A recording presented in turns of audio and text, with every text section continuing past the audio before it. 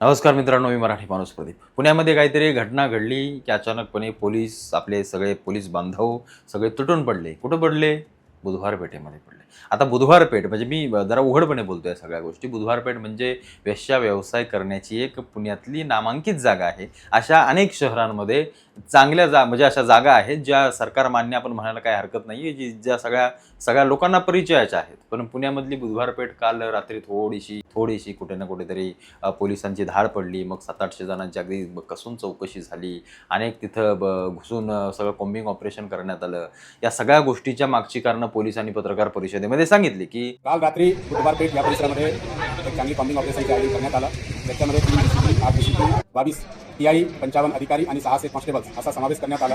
आणि या दरम्यान या पूर्ण भागामध्ये नाकाबंदी लावून आणि या भागाचे 41 बिल्डिंग यांच्यामध्ये जे आहे कॉम्बिंग करण्यात आला. या दरम्यान जवळजवळ 700 पेक्षा जास्त महिला पुरुष जे त्या ठिकाणी होते त्यांना चेक करण्यात आलेलं आहे. या कारवाई दरम्यान 2 बांगलादेशी महिला तिथे मिळालेल्या आहेत, काही अल्पवयीन मुली मिळालेल्या आहेत. त्यांचे सर व्हेरिफिकेशनचे काम चालू आहे.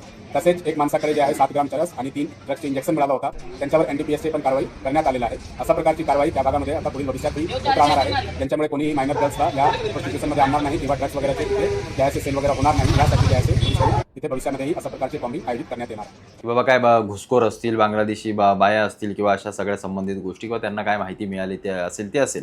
पण अनेक प्रश्न महत्त्वाचे उपस्थित राहतात किंवा होतात. त्याच्यानंतर जे काही घडलं किंवा त्याच्यानंतर लोकांनी जी काही प्रतिक्रिया दिली आणि मी जी काही वैयक्तिक प्रतिक्रिया देतोय त्याबद्दल निश्चित माझा मागे एक व्हिडिओ बनवला होता, की त्या बुधवार पेठेमध्ये बाया कुठून आल्या एवढ्या. बाया म्हणजे कोण?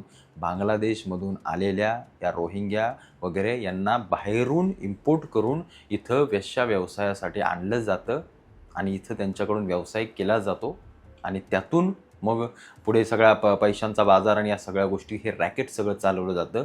त्यामुळं पहिली गोष्ट पोलिसांनी केलेलं ऑपरेशन हे योग्य आहे, निश्चित आहे. पण त्यातून तुमच्या हाताला लागलं काय? किती बायांना तुम्ही पकडलं ज्या बांगलादेशी आहेत? म्हणजे एक साधी गोष्ट घ्या. तुम्ही या वेश्यांना किंवा या सगळ्या परिसरामध्ये गेलात तर पोलीसही अनेक पोलीस तिथं जातात. तुम्ही त्यांना विचाराल तर त्यांना माहिती असतं, अरे ते साहेब म्हणजे लय डेंजर माणूस आहे, येत राहतं सारखं आमच्याकडं. याचा अर्थ पोलीस देखील तिथं जातात, सगळ्या गोष्टी करतात. सगळ्या गोष्टी त्यांना माहिती आहेत. कुठेतरी धमकावून, घाबरवून या सगळ्या गोष्टी केल्या जातात. पैसे न देता या सगळ्या गोष्टी त्यांना करून घ्यायच्या असतात आणि ते सगळं तुम्हाला माहिती आहे, आम्हाला माहिती आहे, पोलिसांना माहिती आहे, सगळ्या जनतेला सगळ्या अख्ख्या जगाला माहिती आहे की नक्की काय तिथं घडतं. बांगलादेशी बाया पकडण्यासाठी तुम्ही काय ऑपरेशन कराल ते निश्चित करा. त्यातून किती पकडल्या गेल्या हे सांगा. त्याच्या मागं कोण आहे? तिकडं इम्पोर्ट करणारं त्याला पहिलं धरा. ते कसे काय इथे येतात? त्यांना कसं काय आणलं जातं? या संबंधित सगळ्या गोष्टींवरती बोला. वेश्या व्यवसाय करणाऱ्या मुली खरोखर 18 वर्षाच्या खाली आहेत का? या सगळ्या गोष्टी पहा. तिथं जाणारी सगळी लोकं हे 18 वर्षाच्या खालची आहेत का? हे सगळं पहा. तिथं गेल्यानंतर ड्रग्ज असो किंवा बाकी सगळ्या अंमली पदार्थांच्या सगळ्या गोष्टी असो, दारू असो, या सगळ्या गोष्टी तिथं जर अवैधरित्या चालत असेल तर हे बघा. हे निश्चित बघा. मी हे कालचं प्रकरण झाल्यानंतर मला हे आवर्जून सांगावंसं वाटलं, की मुंबईमध्ये तर काय नंगानाच, काय चाललंय. या रेल्वे स्टेशनच्या बाहेर तुम्ही बघाल, या टोल नाक्यांवरती बघाल, हे तृतीयपंथीय सगळी लोकं. मी मागे एक व्हिडिओ बनवला होता टोल नाक्यावरचा नवी मुंबईमध्ये. तृतीयपंथीय सगळी ही लोकं जे पोलिसांनाही घाबरत नाहीत, ते स्वतः सांगत होते. मी जेव्हा ऑफ कॅमेरा त्यांच्यासोबत बोलत होतो तेव्हा सांगत होते, की पोलिसांमुळेच आम्ही इथं काम करतोय. इतकी शर्मनाक, इतकी घाणेरडी ती सगळी प्रकरण आहे आणि ती सगळी गोष्ट जेव्हा मी ऐकली ना, माझ्या तळपायाची आग मस्तकात गेली. मी व्हिडिओ देखील बनवला. तुम्ही आवर्जून तो व्हिडिओ बघा. आवर्जून तो व्हिडिओ जाऊन बघा. हे काय नक्की चालतं, कसं चालतं, काय केलं जातं, हे तृतीयपंथीय काय करतात, कशा प्रकारे रॅकेट चालवली जातात, कसं लुटलं जातं लोकांना, दारूच्या नशेतली लोकं, त्यांना काय नक्की या सगळ्या गोष्टी विचित्र आहेत, विभत्स आहेत. टोल नाक्यांवरती हजारो गाड्या थांबतात. त्या गाड्यांमध्ये फॅमिली असते, लहान लहान मुलं असतात. त्यांना जेव्हा रस्त्यावरती ती सगळी गोष्ट दिसते तेव्हा त्यांच्या मनामध्ये एक प्रश्न पडत असेल, की हे नक्की काय आहे? कोण आहेत ही लोकं? कोण आहेत ही छात्या उघड्या ठेवून उभे राहणारी लोकं आणि पैशासाठी मागणी करणारी ही लोकं कोण आहेत? जेव्हा या सगळ्या गोष्टी आम्हाला दिसतात तेव्हा मग आमचं मन थोडंसं हळहळतं, की आमच्या लहान मुलांवरती त्याचा काय प्रभाव पडत असेल, आमच्या समाजावरती त्याचा काय प्रभाव पडत असेल. जशा बुधवार पेठेमध्ये या सगळ्या गोष्टी केल्या जातात, तिथं तुम्ही कोम्बिंग ऑपरेशन करता. या रस्त्यावरचे हे हरामखोर तुम्ही कधी लाथाडून त्यांना बाहेर काढणार? कधी बाहेर काढणार? मी जेव्हा नवी मुंबईमधल्या प्रकरणाची संपूर्ण माहिती घेतली तेव्हा मला समजलं, APMC जो मार्केट आहे ना, APMC भाजी मार्केट, त्याच्यामध्ये रात्रीचं सर्रास रॅकेट त्या ट्रकांच्या मागे इकडे तिकडे चालतं. मी जेव्हा पोलिसांसोबत या गोष्टी जेव्हा बोललो ऑफ कॅमेरा, जेव्हा त्यांच्याशी जाऊन मी संबंधित सगळ्या गोष्टीची माहिती घेतली, पोलिसांनी सांगितलं ते पोटापाण्यासाठी करतात. चालू द्या की, त्यांचं पण पोट चालतंय, आमचं पण चालतंय, असू द्या की, आणि करणाऱ्यांची पण खाज मिटते. असल्या भाषेमध्ये मला सांगणारे काही पोलीस, मी त्यांचं नाव घेत नाही, त्यांच्याविषयी काही बोलत नाही असोत, पण ही गोष्ट किती लाजिरवाणी एवढं लक्षात ठेवा, किती लाजिरवाणी आहे. कारण त्या सगळ्या रस्त्यांवरती त्या तृतीयपंथीयांसोबत खास करून तरुण 16-17 वर्षाची पोरं या सगळ्या गोष्टी तिथं करतायत आणि तिथं जात आहेत.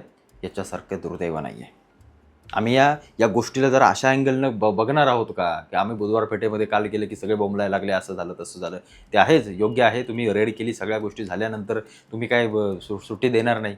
400-500 रुपये कुठून खायला मिळतात म्हणजे चालले. ते पोलिसांची मला कीव येते कधी.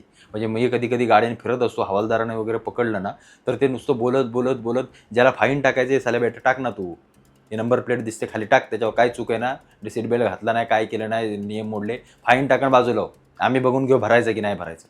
पण ते असे गुंगवत कशी 400-500 रुपये मिळतात का, याच्यासाठी इतकी लाजिरवाणी कधी मला अनेक व्हिडिओज वगैरे बनवलेले आहेत अनेकांच्या, पण नंतर मनातून इच्छा होत नाही, अरे जाऊ दे, मरू दे, जायला पैशासाठी झाले लाचार सगळे, पण त्यांच्या कुटुंबावरती उद्या वाईट वेळ येईल. त्यामुळे या गोष्टीतून आपण त्या गोष्टी करत नाही. इतकी नालायक काही लोक पोलिसांमध्ये झालेत ना, आणि काही निश्चित उत्तम आहेत, काही वर्दीला साजेसं काम करणार आहेत, पण त्यांना पुढे येऊ दिलं जात नाही, त्यांना सिस्टम पुढे येऊ देत नाही. त्यामुळं काल झालेलं बुधवार पेठेतलं ते 700 जण कोण पकडले, काय केलं, याचा पुढचा व्यवस्थित सगळ्या त्या गोष्टी घडू द्या. खरंच त्या बांगलादेशी असेल त्यांना हाकलून लावा, पार म्हणजे देशाच्या बाहेर हाकलून लावा, नाही तर बुधवार पेठेतनं हाकलून लावा, दुसऱ्या पेठेत जाऊन बसतील ती. हे येतात कसे मुळात, म्हणजे त्याचा सगळ्या या गोष्टी करा. हे बाहेर रस्त्यांवरती उभे राहणारे सगळे तृतीयपंथीय, हे नको तसली ही फालतू लोकं, नको तसले व्यवसाय करणारे लोक, आणि या तरुणांना सगळे ओढून घेणारी ही लोक, यांच्यावरती कठोर कारवाई झाली पाहिजे. कठोर म्हणजे अत्यंत कठोर. पुन्हा ही साल्या अवलादी दिसता कामा नयेत रस्त्यांवरती. मी पुन्हा एकदा रेड मारणार आहे, पुन्हा एकदा मला जायचं आहे, कारण मी सगळ्या गोष्टी केल्या, पोलिसांशी व्यवस्थित सगळ्या गोष्टी बोलून केल्या, पण त्याचा काहीही फायदा झालेला नाही आहे. कारण हे पुन्हा सर्रास तसंच सगळं चालू आहे. त्यामुळे माझा सांगण्याचा उद्देश एकच होता, पोलिसांनो, तुमचा उद्देश जर बांगलादेशी बायान अवैध सगळ्या गोष्टी जर हटवण्याच्या असतील, तर ते जिथं तुम्ही गेलाय बुधवार पेठेमध्ये, त्याच्या बाहेरही जगामध्ये अनेक अशा गोष्टी चालतात, तिथं देखील तुमचं लक्ष पाहिजे. एवढंच मला या व्हिडिओच्या माध्यमातून सांगायचं होतं.